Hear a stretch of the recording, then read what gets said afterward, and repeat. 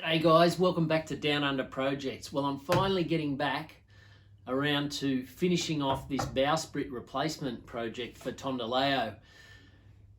It's probably been at least a year, maybe 2 years since I took the measurements and sourced this Oregon or Douglas fir, this material, which was two big old beams that had been in a house for I don't know, 70 years or something like that. So it's old dry timber. And it's laminated together, two pieces nicely, and I've shaped it roughly. And now I'm just going back over these hieroglyphics that I obviously wrote down when I started this project 2 years ago.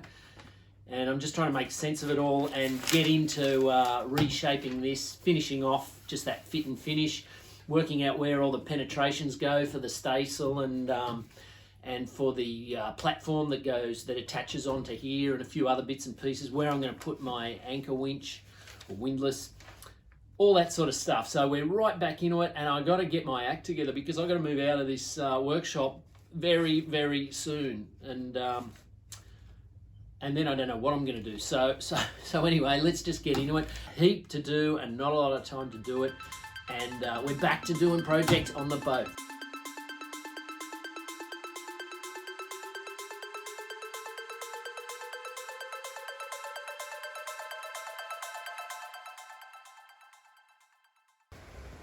Okay, so happy with all of this, and it's just time to just trim this back from where I roughly did it. So I've got to basically take that back, so that's 2300 mil away from the back of the thing. 2400 is there, so the cranzion will sit there, and then there'll be this much overhang. At the moment there's more than that, but I kind of like having it a bit stubbier because it might let me put my bow roller back a bit further, which would be good. And yeah, I've still got this was just a rough one as well, so 75 mil. Basically that's the center point there, and this is, I've got to take this much material off, and that sort of tapers up, so I need to thin that down the whole way around back to that line. So I'll get into that. Just taking my time now because I really don't want to stuff it up.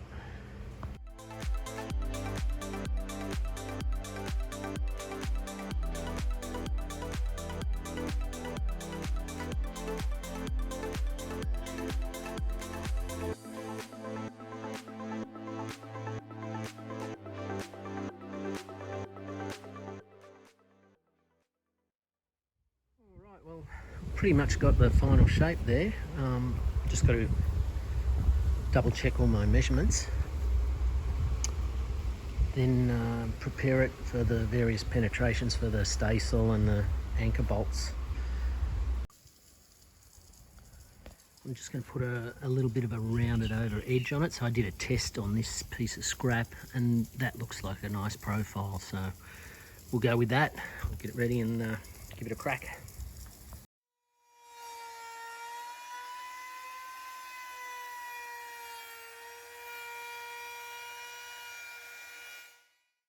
Well, it's time to drill the holes to anchor this bowsprit to the boat. What I'm going to do is progressively drill the holes until I get up to 16 mil diameter.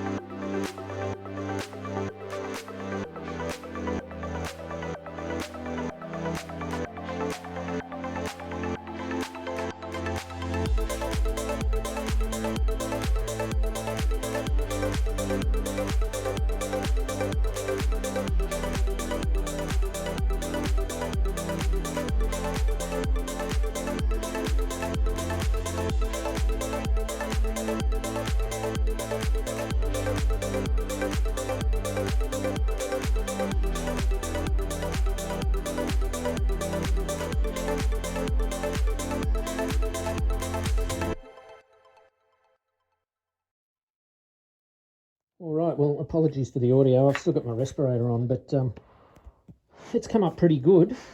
Now I've got the 2 coats of this product on here. I believe it's well and truly encapsulated the Oregon or Douglas fir timber, which will help keep it weather resistant and resistant to rot and anything that moisture getting into the timber, essentially. I got it right down inside the holes as well, so that's good. Across here, the only negative I've found is that it's sort of weird working with it, because the more you touch it, the more you get this bubbling.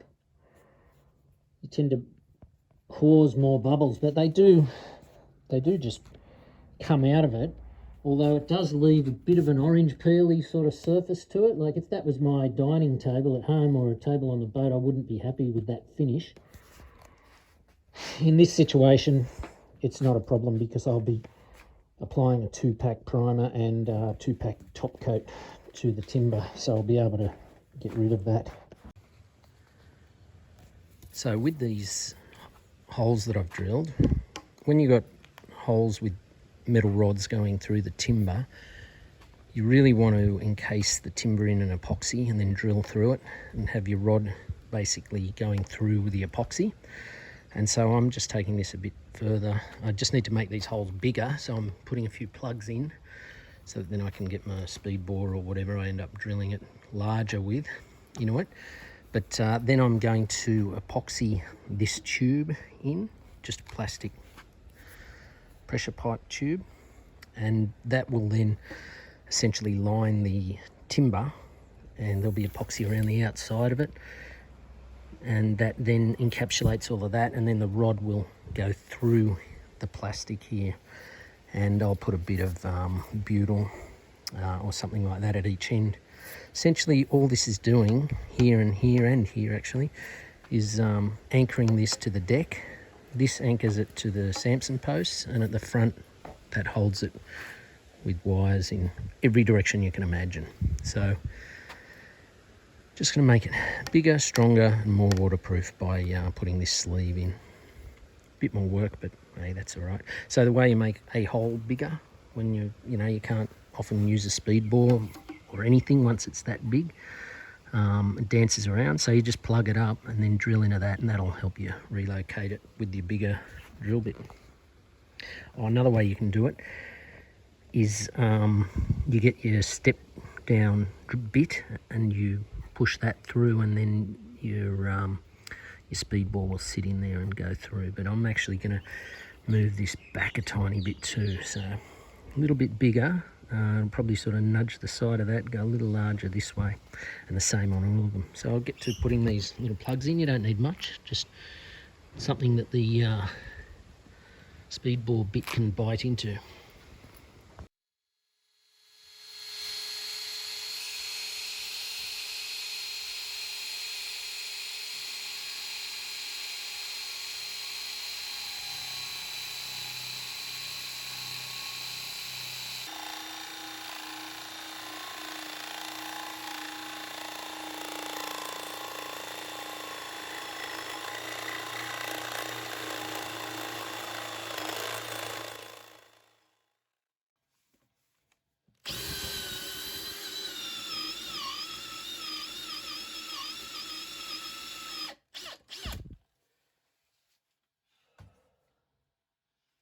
Okay, so that should be enough to get this in, hopefully.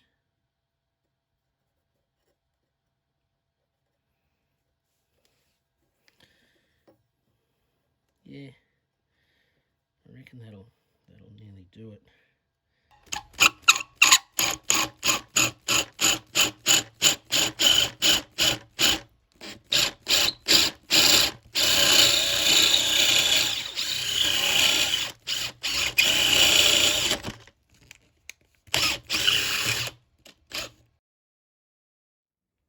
So this is the side I'll pour the epoxy in from, and I'm pretty happy with that too. Should hold it in place. If not, once it starts going off, I can give it a wiggle to position it. But I hope to sort of pretty much get them in position, pour the stuff in and just let it sit and go off.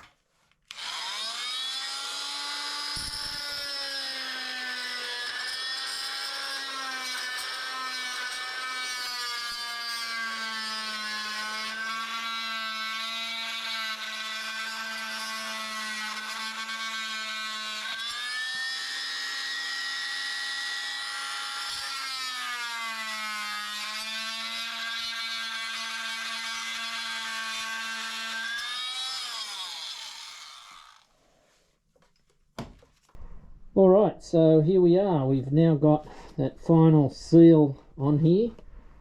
It's a two-part epoxy. I think the brand is maybe, I think it's called Boat Coat. And pretty happy with that. I'll let that go off. Then tomorrow I'll give it a real light sand, and I'll probably hit it with, I got some primer here. It's called Ship Shape, made by an Aussie company called Norglass.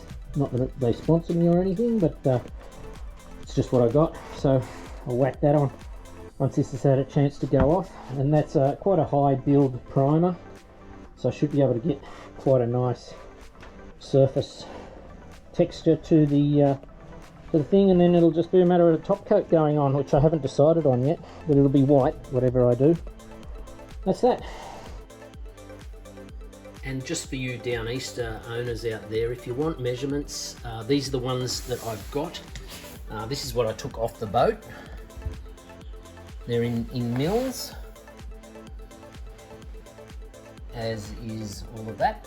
Actually, these are also, just talking about the 6-inch blocks. They're 1.5 by 1, 2 to 2.5, and 3 to 3.5, and they space your bowsprit up off the deck.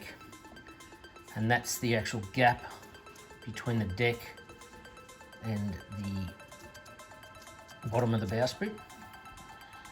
And this might make it a bit easier than that. So I'll try and hold this here. You can probably get a screenshot of it. And once again, all in millimeters. Hopefully that'll give you a really good start if you're thinking about replacing your bowsprit on your Downeaster 38. So that's one coat of the Ship Shape primer undercoat, and then I'll be putting a second coat of that on, and then some of this Weatherfast marine enamel, and that'll do. So this is probably a good point to end this video, and then I'll make another one on the installation of the bowsprit. So thanks for watching, guys, and I hope this was of benefit to any of you that might be looking at replacing your Downeaster 38 bowsprit or any bowsprit. Thanks for watching Down Under Projects.